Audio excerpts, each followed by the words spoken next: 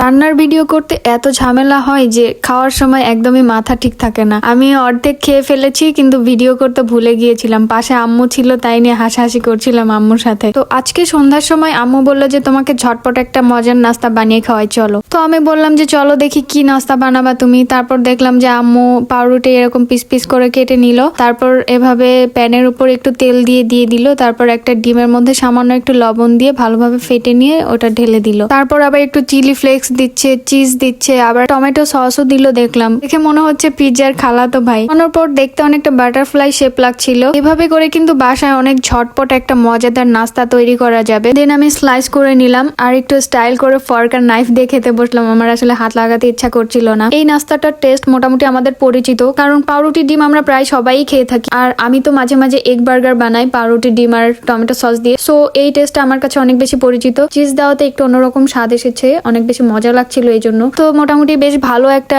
পেট ভরা নাস্তা হয়ে যাবে সন্ধ্যায়। আপনারাও ট্রাই করে দেখতে পারেন।